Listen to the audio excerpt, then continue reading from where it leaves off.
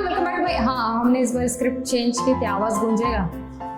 Window खोल दो। तो इससे पहले कि वीडियो स्टार्ट हो जाए, अगर आपने चैनल को सब्सक्राइब नहीं किया तो चैनल को सब्सक्राइब कर लीजिए और नोटिफिकेशन के बेल आइकन कॉल पर क्लिक कर लीजिए ताकि मेरी हर आने वाली वीडियो आपको मुझे पता ही था उसको देखने को लगे।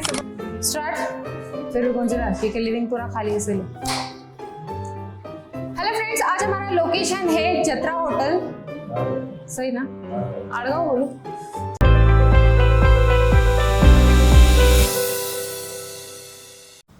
हेलो फ्रेंड्स, आज हमारा लोकेशन है आड़गांव नासिक साइड पर, जहां पर 3 BHK फ्लैट में हमने पूरा 1 BHK फुल फर्निश कंप्लीट किया है। इस वीडियो में हम एग्जैक्ट साइज, होममेड है, मॉड्यूलर है, एग्जैक्ट किसका कितना अमाउंट गया और एग्जैक्ट टाइम ड्यूरेशन कितना गया है, वो सारी चीजें शेयर करेंगे। इससे पहले कि वीडियो स्टार्ट हो जाए, अगर आपने चैनल को सब्सक्राइब नहीं किया तो चैनल को सब्सक्राइब कर लीजिए और नोटिफिकेशन की बेल आइकन कॉल पर क्लिक कर लीजिए ताकि मेरी हर आने वाली वीडियो आपको टाइम टू टाइम मिलती रहे। राइट नाउ ये हमारा पूरा लिविंग एरिया है। काफी ज्यादा स्पेशियस घर है। मैं जैसे आई सबसे पहले मैंने एक ही बात बोली, काफी बड़ा है और बहुत ज्यादा व्हाइट है, तो आंखों को बहुत ज्यादा रिलैक्स और कूल लगता है एकदम। और जिस हिसाब से ब्राइटनेस की बात की जाए तो लिविंग में ब्राइटनेस की बिल्कुल कमी नहीं है। काफी बड़ी विंडो है, लगभग 6 फीट की विंडो है, बहुत बड़ी है। वहीं से लिविंग का एग्जैक्ट बालकनी का एग्जैक्ट डोर भी है। तो यहाँ पर जैसे आप लुक वाइज देखते हो तो यहाँ पे हमारा टीवी यूनिट वाला एरिया आ जाता है। देन टीवी यूनिट के बाजू में एक छोटा सा डक हमें मिला है, तो यहाँ पे हम फ्यूचर में कुछ अच्छा प्लान कर सकते हैं, like frame, photo frames and all, बहुत सारे डेकोरेटिव के अकॉर्डिंग। देन यहाँ पे हमारा एक बेडरूम है जो स्टेप बाय स्टेप के साथ हम जाने वाले हैं। देन उस साइड पे हमारा एक बेडरूम है, means left and right side पे 2 बेडरूम आ रहे हैं। उसके बाद वहाँ पे हमारा किचन एंड एक मास्टर बेडरूम का एंट्रेंस है। सबसे पहले बात ये कर लेंगे, यहाँ पे जब हमारा फाइनली प्लान हुआ था टीवी यूनिट का, तो यहाँ पे हम हर बार मार्बल फिनिश कॉम्बिनेशन के साथ जाते हैं, जो टीवी यूनिट को एक हट के लुक देता है। आप देखोगे कि हर बार हर टीवी यूनिट में सिर्फ मार्बल फिनिशिंग वाले लैमिनेट को क्यों चूज किया जाता है, बिकॉज उसका जो लुक और जो गेटअप है वो एक टीवी यूनिट के हट के देता है। एग्जैक्ट अगर आप अपनी टाइल्स को देखते हो उसमें भी हल्के ग्रेन्स होते हैं marble finish according. Then same ये यहाँ पर तो एक कॉम्बिनेशन क्रिएट हो जाता है। यहाँ पे जस्ट लुक देने के लिए यहाँ पे गोल्डन टी पट्टी यूज की गई है, जो एक अलग से कॉम्बिनेशन दे रहा है। जैसे हमने सीलिंग टच, डायरेक्टली पैनल को सीलिंग टच कर दिया, तो यहाँ पे सेपरेट कोई पैनल नजर नहीं आ रहा है टीवी के लिए। सबसे मेन पार्ट कि यहाँ पर ये बैक साइड पे हमने पूरा इसका जो वायरिंग का प्रॉब्लम था वो क्लियर कर दिया। यहाँ पे जस्ट नीच दे दिए और नीच के अंदर सारे लाइट्स, तो वो लाइट स्पॉट लाइट नहीं है, ये सारी प्रोफाइल लाइट है। देन उसके बाद हमें ज़्यादा नीचे हैवी स्टोरेज नहीं करना, तो जस्ट नॉर्मली दोनों साइड पे 2 ड्रावर्स दे दिए हैं। लाइक आपकी जो डेली की जस्ट कीज रहती है और आपके कुछ न्यूज़पेपर है, आपके स्पेक्स है, बहुत सारी चीज़ें रहती है जो हमको जस्ट डेली यूज में बार बार एक्सेस करनी पड़ती है, लेनी पड़ती है, तो वो यहाँ पर आप स्टोर कर सकते हैं। एंड मिडल में हमने जस्ट एक प्रोफाइल डोर दे दिया, जो आपका सेटअप बॉक्स रहेगा, रिमोट रहेगा, वो आराम से आप इसमें रख के यूज़ कर सकते हैं। तो सेटअप बॉक्स ग्लास की वजह से काफ़ी ईजिली कैप्चर हो जाएगा। देन इसके बाद अगर कॉम्बिनेशन की बात करेंगे तो हमारा इसी का फेवरेट लैमिनेट रहा है। ये हल्का सा SF फिनिश है और इसका लुक बहुत अच्छा था, काफी साइलेंट एंड कूल है, तो उसकी वजह से ये 2 कॉम्बिनेशन बहुत अच्छे रहे हैं। व्हाइट की अगर बात करेंगे तो व्हाइट पे जो हमने एग्जैक्ट व्हाइट लिया है, ये हमारा स्क्रैच प्रूफ एंड स्पार्कल वाला लैमिनेट है, जो कि अब तक के ज्यादा फेवरेट रहा है हमारा व्हाइट वाले सेगमेंट में। देन उसके बाद यहाँ पे जो कवर अप पैनल था, तो यहाँ पे ऑलरेडी एक बेडरूम का फ्रेम आ रहा था। उसके बाद हमारा मेन स्विच पॉइंट का एक प्रॉब्लम क्लियर हो रहा था कि अगर आप देखोगे तो कहीं पे भी हमें पूरे रूम को एक्सेस करने के लिए स्विच पॉइंट का डायरेक्टली इस वॉल पे मिला था, तो उस पे जस्ट हमने क्या किया, उसे यहाँ पे कंटिन्यू कर दिया। तो यहाँ से हम सारे रूम की लाइट्स कंफर्टेबली ऑन ऑफ कर सकते हैं और एक नॉर्मल सा स्विच पॉइंट वहाँ पर डक कॉर्नर में दे दिया है, तो वहाँ से जस्ट आप अगर रात के वक्त आ रहे हो तो वहाँ से एक ऑन ऑफ करके आप डायरेक्टली अंदर की तरफ आ सकते हो। फ्यूचर में हम बेडरूम को और लिविंग को और भी अच्छा सा नया लुक देने वाले हैं स्टेप बाय स्टेप प्रोसीजर के साथ। अब अच्छा चलो, और साइज की बात कर लेंगे तो लगभग 7.5 फीट का ये चौड़ाई में है और हाइट में लगभग ये 9 फीट का है, जो पूरी सीलिंग को टच कर रहा है। नीचे हमने लगभग 1.5 फीट का गैप छोड़ा है, just cleaning purpose and all वो सारी चीज़ों को देखते हुए। देन उसके बाद ये वाला पार्ट आ जाता है, तो यहाँ से डायरेक्टली हमारा किचन आ जाता है। किचन के एग्जैक्ट सामने हमारा बेडरूम आ जाता है। यहाँ पे आते हैं तो एक यूटिलिटी एरिया है, जिसे हम जस्ट एक ड्राई बालकनी भी कहेंगे, वो यहाँ से अटैच है। देन उसके बाद हमारा जो किचन है वो L शेप में है। यहाँ का जो कलर है सबसे ज़्यादा फेवरेट है। ऑलमोस्ट लोगों का ये कंसर्न होता है कि अगर हम किसी लाइट कलर के साथ जाते हैं तो ऑब्वियसली किचन में बहुत ज़्यादा हाथ लगते हैं, बहुत ज़्यादा उसके ऊपर स्टैम्प लगते हैं, तो आपको वो कलर जल्दी मैला नजर आता है। तो इस तरह का अगर आप डार्किश ग्रे कलर के साथ जाते हो, ये डार्किश रेड कलर के साथ जाते हो, ब्लैक कलर लेते हो, और भी बहुत सारे कलर ऑप्शन है, इसका भी एक वीडियो बनाया, आप यूट्यूब पे जाके वो देख सकते हैं। तो जब इस तरह के कलर आप लेते हो तो ये कलर क्या होता है, आपके किचन को कूल लुक देता है, लग्जरी लुक देता है। इसके ऊपर बार बार जितने भी हाथ लगाओ तो जल्दी गंदा नजर नहीं आता और आपका जो क्लीनिंग वाला मेंटेनेंस है ना बहुत इजीली क्लियर हो जाता है। अब मैं यहाँ पे आपको सारे सेगमेंट बता देती हूँ।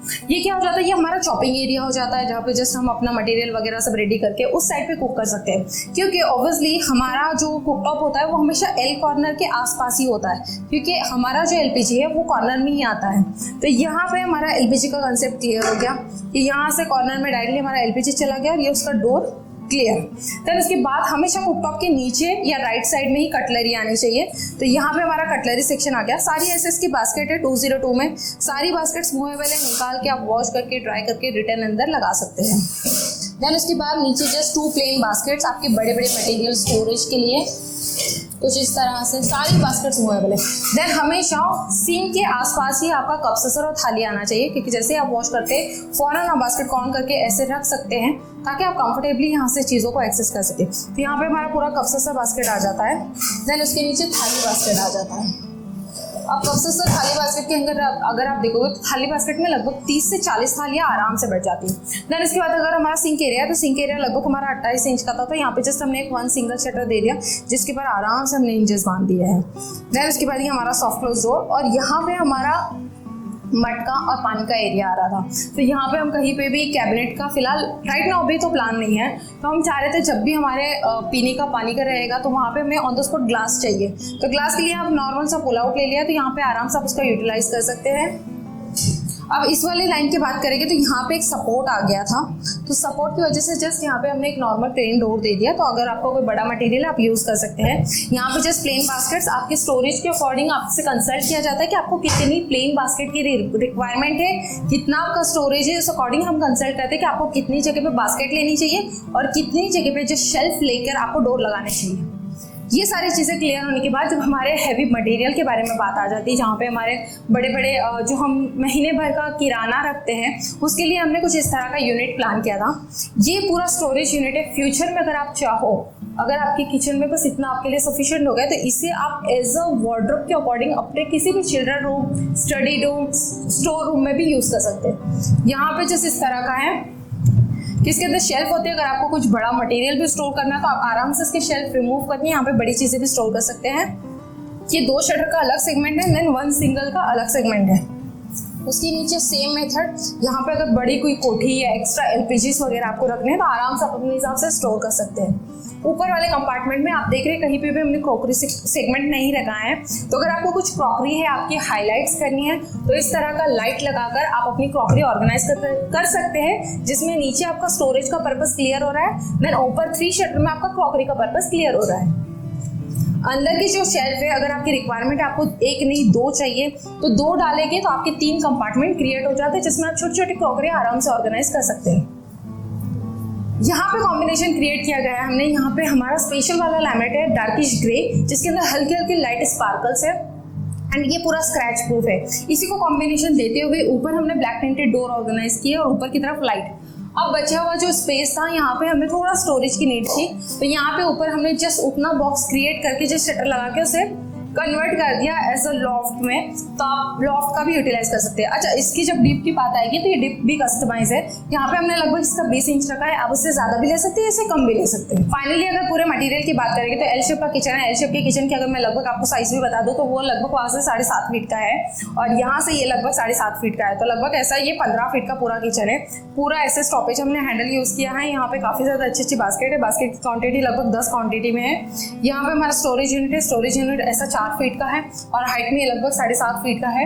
ऊपर के लॉफ्ट की साइज बता दूं तो लगभग हाइट में ये 23 इंच का है और ये पूरा विड्थ में लगभग 6.5 फीट का है। अब मोटा मोटा मैं आपको जस्ट एक अमाउंट बता दूं तो इतना पूरा अगर आप ऑर्गेनाइज करने जाते हो तो 1,80,000 में आराम से इस तरह का किचन क्रिएट हो जाता है। कस्टमाइज चीज़ें थोड़ा बहुत प्लस माइनस हो सकता है। अगर आप अपने घर का बजट जानना चाह रहे हैं तो नीचे दिए गए नंबर पर आप कॉन्टैक्ट करके इस बारे में डिस्कस कर सकते हैं। अब देखते हैं बेडरूम। अब ये है हमारा मास्टर बेडरूम। मास्टर बेडरूम में यहाँ पे हमारा वॉशरूम अटैच है और इसके हिसाब से जितना में नेसेसरी लगा उतने हिसाब से हमने यहाँ पे सारे फर्नीचर को ऑर्गेनाइज किया है। ये है हमारा वार्डरोब। वार्डरोब पूरा मॉड्यूलर में है, लाइक फैक्ट्री में पूरा मटेरियल रेडी हुआ था और यहाँ पे आके जस्ट असेंबलिंग हुआ है। इसके अंदर हमने टी पट्टी का कॉम्बिनेशन क्रिएट किया जो एग्जैक्ट हमने बेडरूम लिविंग में किया था टीवी नेट के साथ। ऊपर जितना हमें स्पेस मिला था वार्डरोब के अकॉर्डिंग उतना ही हमने देते हुए लॉफ्ट कवर अप कर लिया। ये स्लाइडिंग शटर्स के साथ है कुछ इस तरह से। अंदर का जितना भी कंपार्टमेंट होता है ये पूरा स्टैंडर्ड होता है। अगर आपको कुछ कस्टमाइज अलग से करना है तो आप बिल्कुल कस्टमाइज कर सकते हैं। जो कॉम्बिनेशन था वो हमारा क्लियर था क्योंकि यहाँ पे जो हमने पहले के कॉम्बिनेशन किए थे कि यहाँ पे हम ब्लैक टिंटेड डोर ज़्यादा यूज़ करने वाले हैं, तो उस अकॉर्डिंग हमने डिसाइड किया था कि हम हार्डवेयर भी सब ब्लैक के साथ ही जाएंगे। देन उसके बाद हमारा बेड था, बेड हमारा 6.5 बाय 6 का था। तो यहाँ पे भी हमारा ये कंसेप्ट क्लियर था कि ये भी हम मॉड्यूलर ही लेंगे क्योंकि फ्यूचर में अगर हमें बेडरूम से यहाँ से वहाँ शिफ्ट करना रहा तो आराम से हम ये दो चीज़ों को यहाँ से ले जाके सेकंड बेडरूम में शिफ्ट कर सकते हैं। तो इसके बाद ये वाला जो पैसेज है यहाँ पर हमें दोनों में डक मिले थे। डक की लगभग डीप थी लगभग 15 से 16 इंच। तो यहाँ पे हमने पूरा बॉक्स क्रिएट किया है। ये प्रोसीजर जो थी ये होममेड में पॉसिबल हुई थी क्योंकि जो वॉल्स है वो हल्के से लेयर्स में थे। तो यहाँ पे पूरा होममेड के साथ प्रोसीजर में बॉक्स क्रिएट किया गया।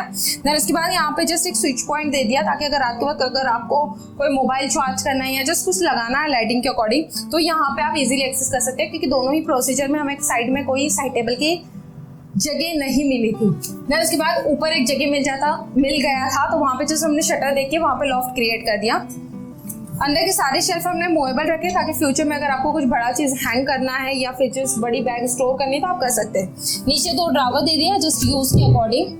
देन उसके बाद उस कॉर्नर में जाके तो वहाँ पे हमने प्रॉपर तरीके से पूरा ड्रेसिंग ही प्लान कर दिया कि ड्रेसिंग की रिक्वायरमेंट हमारी क्लियर नहीं हुई थी। तो हमने ये प्लान किया था कि यहाँ पे हम पर्टिकुलर पूरा ड्रेसिंग ही प्लान करेंगे। यहाँ पे ब्लैक प्रिंटेड प्रोफाइल डोर दिया लेकिन बाहर से हमने से पूरा मिरर लगा दिया तो हमारा जो ड्रेसिंग का कंसेप्ट था वो क्लियर हो गया। यहाँ पे भी हमें डेप्थ सेम लिए 15 से 16 इंच और इसके अंदर के भी शेल्फ मूवेबल है। फ्यूचर में अगर आपको ड्रेसिंग कम यूज़ करना है और उसको क्लोथ के लिए ज़्यादा यूज़ करना है तो आप अपने सारे फोल्डेबल क्लोथ इसमें आराम से रख कर सो ये दोनों मल्टीपर्पज़ के अकॉर्डिंग यूज़ कर सकते हैं। नीचे एक स्विच पॉइंट दे दिया और ऊपर ऑब्वियसली ड्रेसिंग है तो ड्रेसिंग को हमने एक लाइट दे दी ताकि रात के वक्त अगर आपको कुछ मेकअप वेकअप करना है तो उसके लिए एक लाइट की रिक्वायरमेंट होती है। तो वो कंसेप्ट भी क्लियर हो गया। और यहाँ पे भी सेम नीचे 2 ड्रावर्स दे दिए हमने मल्टी स्टोरेज के लिए। फाइनली ये पूरे बेडरूम का टूर। अब मोटा मोटा इस बेडरूम की साइजेस में आपको साइजेस तो मैंने सब बता ही दी। अब फाइनली ये बेडरूम का टूर हो गया है तो अब इसकी अमाउंट भी जान लेते हैं। ये पूरे प्रोसीजर में जितना भी होममेड वर्क था उसको लगभग 6 से 7 दिन लग गए। आपको पता है दिन आगे पीछे हो जाता है क्योंकि थोड़ा बहुत लाइट का चैलेंज फेस हो रहा है क्योंकि अभी समर चल रहा है तो उसके अकॉर्डिंग लाइट जाती है आती है उस अकॉर्डिंग। और फाइनली मॉड्यूलर की बात करें तो ये लगभग 5 से 6 दिन में असेंबली हुआ है। लगभग ये पूरा प्रोजेक्ट 15 से 16 दिन के करीब पूरा कंप्लीट हुआ है। अमाउंट की अगर बात करें तो पर्टिकुलर अगर मैं एक अमाउंट की बात करूँ तो अगर इस तरह का आप 6 बाय 6.5 का बेड लेते हो तो ये आपको 48 to 50,000 के करीब चला जाता है। उस तरह का वार्डरोब अगर आप लोगे 6 बाय 7.5 का तो ये लगभग आपको 65,000 में हो जाता है। ऊपर का लॉफ्ट उतना ही लोगे तो लगभग 11 से 12,000 में कंप्लीट हो जाएगा। अगर इस तरह के डक आप क्रिएट करते हो तो लगभग ये 26,000 का पूरा डक क्लियर हो रहा है। देन वो पूरा 27,000 का डक क्लियर हो रहा है। तो इस तरह का अगर आप ऑर्गेनाइज करने जाते हो तो लगभग इतना लमसम आपको बजट लेना पड़ता है। ये सब कुछ रिक्वायरमेंट की नीड है। ये सब आपकी साइजेस पे डिपेंड होता है और आप कौन सा मटेरियल ले रहे हैं, कितनी साइजेस ले रहे हैं, कितना उसका डेप्थ ले रहे हैं। अगर आप इसको अपने बजट में सेट करना चाहते हो तो मैं बता दूं एक एग्जांपल के लिए, अगर एक बेडरूम को आप सेट करने चाहते हो तो 80,000 से एक बेडरूम सेट पूरा स्टार्ट होता है और लगभग 2.5 से 3 लाख में पूरा एक बेडरूम सेट बनता है। अब आप प्लान कीजिए कि आपका कितना बजट है और उसे कितने बजट में आपको सेट करके बनाना है। अगर आपके एग्जैक्ट अमाउंट में आप उतना बजट सेट करके अपने बेडरूम को बनाना चाहते हैं तो नीचे दिए गए नंबर पर आप डायरेक्टली डिस्कस करके इस बारे में बात कर सकते हैं। अब इसी तरह अगर आप अपने घर के लिए प्लान कर रहे हैं तो प्लेलिस्ट में जाके आप और भी साइट्स देख सकते हैं जहाँ पे एग्जैक्ट मैंने यही सेम चीज़ रिपीट की है कि किस प्रोजेक्ट में कितना टाइम लगा है, कितनी अमाउंट लगी है और कितना टाइम ड्यूरेशन गया है। अगर आप इस सारे बड़े वीडियो को जो शॉर्ट में देखना चाहते हैं तो इंस्टा पे मुझे फॉलो कर सकते हैं। मिलते हैं एक नए एपिसोड के साथ, तब तक के लिए बाय बाय।